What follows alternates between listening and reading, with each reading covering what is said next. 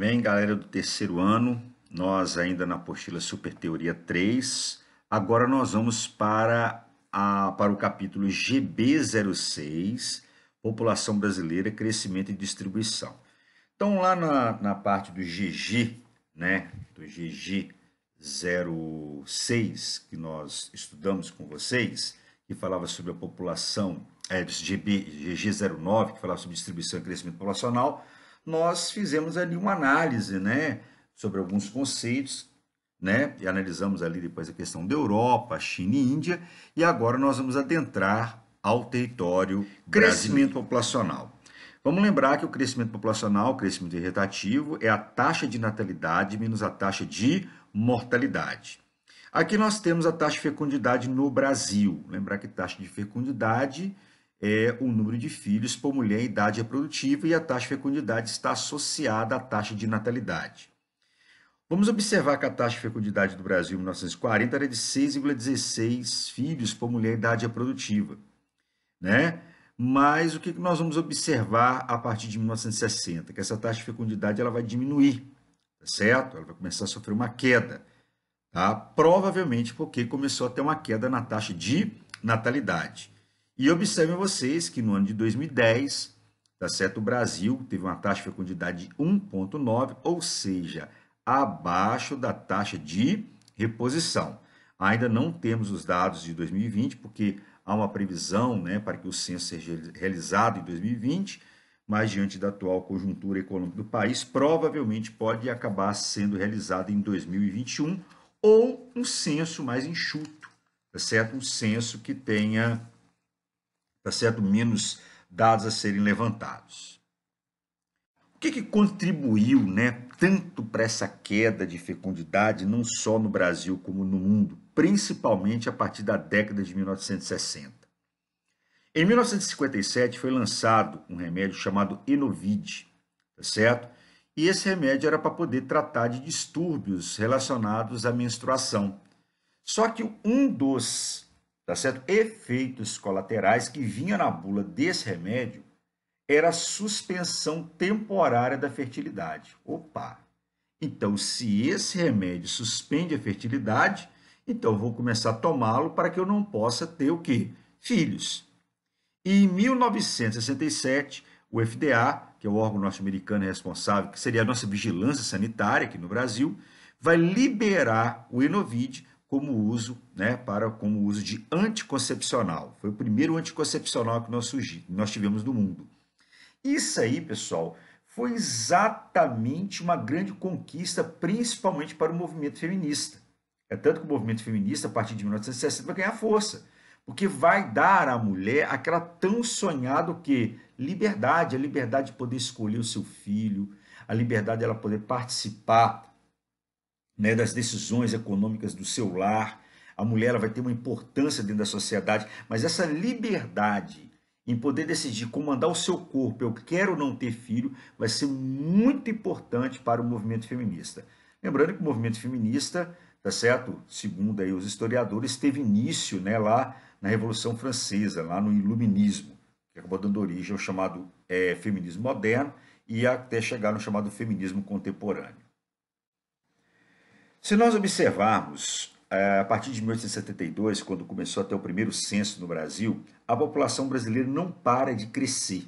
Nós tínhamos aqui 10,1 milhões de habitantes, 72, e aqui em 2010 chegamos à casa de 190,7 milhões de habitantes, tá certo? Mas uma coisa interessante, a população continua crescendo, mas o ritmo de crescimento vai ser menor. Por que o ritmo de crescimento vai ser menor? Porque o nosso crescimento vegetativo agora ele começa o quê, pessoal? A diminuir, tá certo?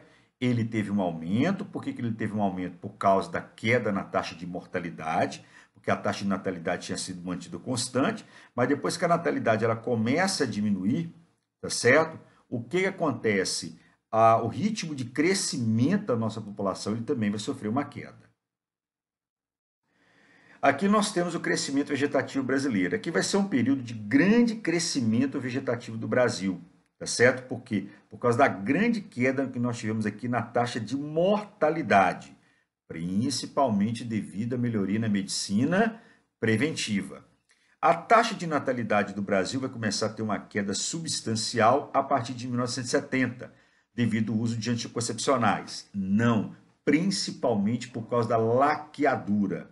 Porque para você evitar um filho, o anticoncepcional ele tem que ser tomado todos os dias no mesmo horário, tá certo? Se praticamente a mulher tiver um esquecimento, tá? E ela acabar realizando o ato sexual, ela pode estar ali acabando tendo um filho, porque aquele medicamento ele perdeu a sua eficácia.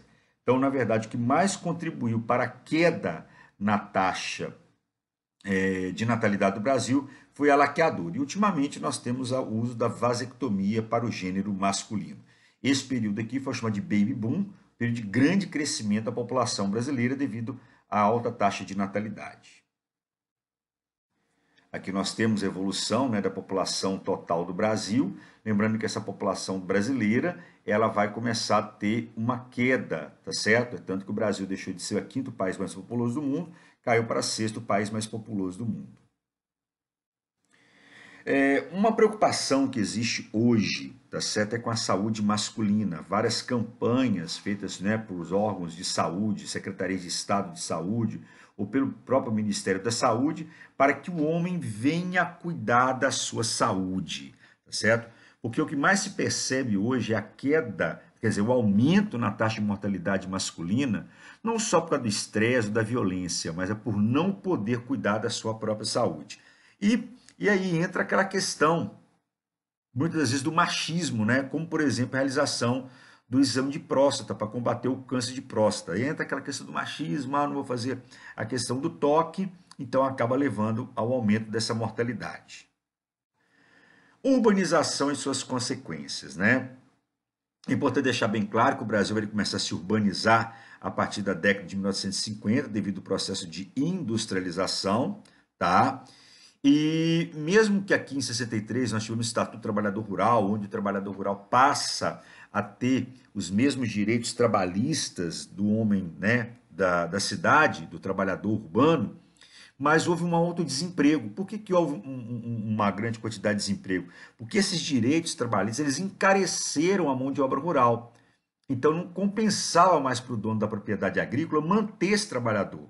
Então houve aqui um grande índice de desemprego. Aliado a isso, nós tivemos a modernização do campo. Então a industrialização, o Estatuto do Trabalhador Rural e a modernização contribuem para o aumento da população urbana, tá? E essa população urbana, ela vai ter um alto custo de vida, tá certo? Então a pessoa vai pensar duas vezes em ter filho. Poxa, eu vou ter filho, sendo que filho é muito caro para poder criar. Outra coisa é o acesso aos métodos contraceptivos e o próprio planejamento familiar. A família vai começar a decidir, poxa, devemos ou não ter mais filhos? Compensa ou não termos mais filhos? A distribuição da população brasileira. A população brasileira concentra-se principalmente na faixa litorânea, né, onde ocorreu o processo de colonização aqui no Nordeste do Brasil e o desenvolvimento das atividades econômicas, como, por exemplo, aqui no eixo Rio-São Paulo. Etnias. Lembrar que a população brasileira é uma população indígena, né? Mas com a chegada dos portugueses, a população indígena começou a sofrer um processo de miscigenação, dando origem aqui ao mameluco. Depois, aqueles colonizadores começaram a entrar em contato com as negras, né, que ficavam nessas alas, dando origem ao mulato.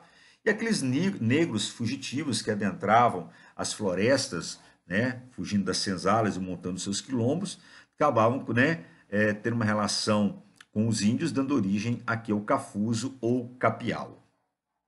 Então, a população brasileira é uma população extremamente miscigenada. No Brasil, há uma predominância da população negra. A população negra, ela predomina, tá certo, em muitas áreas do Brasil. Se nós observarmos aqui, observe bem a população preta no Brasil, ela está em torno de 8,7%, né? Mas a população parda em torno de 46,7%. Muitas das vezes a população parda é uma população negra, mas muitas vezes a pessoa tem, assim, por racismo, né, medo de manifestar, tá certo, qual é, na verdade, a sua cor. E aí o que acontece? Essa população negra, ela foi simplesmente excluída do processo educacional, excluída da sociedade civil, desde a época do processo de colonização. Ganha ali, no caso, a a liberdade, vem a abolição da escravatura, mas eles ganham a liberdade, mas não ganham direitos civis. O que acontece? Os brancos, né, são os dominadores, são os detentores do poder econômico político. Os índios sofreram um processo de genocídio tanto físico quanto cultural, ou seja, ou eles foram mortos, ou eles tiveram que passar por um processo de aculturação, adotar a cultura do branco, desde o período de colonização. E muitos daqueles índios que viviam na faixa litorânea, alguns deles acabaram fugindo para o interior. Só que agora, com o avanço do agronegócio, esse agronegócio acaba avançando em direção às terras indígenas. Por isso que é necessária a demarcação das terras indígenas como garantia da posse da terra dessa população. Os negros foram escravizados, né, quando chegaram ao Brasil, foram sempre excluídos da sociedade e não possuem direitos sociais e nem políticos. Tá? Quando ganharam a sua liberdade, com a Lei Áurea de 1888, praticamente esses negros se viam apenas como mão de obra o quê? Barata e braçal. Há uma necessidade de demarcação dos quilombos, né, que foram aquelas áreas ocupadas pelos negros fugitivos na época do processo de escravidão. Aqui nós podemos observar que a região centro-oeste ainda apresenta uma grande população indígena, como, por exemplo, a região norte do Brasil. Há ainda uma população indígena, né, na faixa litorânea, mas em quantidade bem menor do que na região centro-oeste e norte do Brasil. No centro-oeste ainda, né, nós não temos uma decadência muito grande, porque a floresta ainda se mantém preservada. Há uma desigualdade social muito grande no Brasil, né? Uma desigualdade social muito grande no Brasil. Vamos fazer uma comparação entre negros e brancos. Os negros têm um menor índice de desenvolvimento humano, têm menor expectativa de vida, é a população com mais de 18 anos, né, praticamente tem pouco, né, 47,78% tem o ensino fundamental e a renda fica na casa dos 508, né, reais e 90 centavos, enquanto a renda do branco é maior. Sem contar também que o nível de escolaridade do branco é maior do que a da população negra, mostrando que isso é uma herança, tá certo, histórica que ocorreu com a população negra no Brasil. Observem que a população negra e pardos nas universidades federais aumentou de 2003 para 2010. Por quê? Por causa do sistema de cotas, tá certo? O sistema de cotas contribuiu com a entrada de negros e pardos nas universidades brasileiras, tá certo? Foi uma maneira de praticamente ratificar, tá certo? O problema histórico, né, de exclusão dos negros nas universidades. Esse outro gráfico aqui é a porcentagem de negros e pardos na população brasileira que cursa ou porta o diploma de graduação. Observe que de 97 para 2013 houve um aumento graças ao sistema de cotas. A desigualdade racial, né? Observe uma coisa interessante. Na rede pública, nós temos menos brancos em alguns casos, né? E maior, né, 2018 você vê que a maior parte da população que estuda na rede pública é negra. Já na rede privada, são brancos, demonstrando que os brancos possuem maior renda per capita se relacionada à população negra. E observe que a taxa de analfabetismo entre os negros também ela é o que? Maior.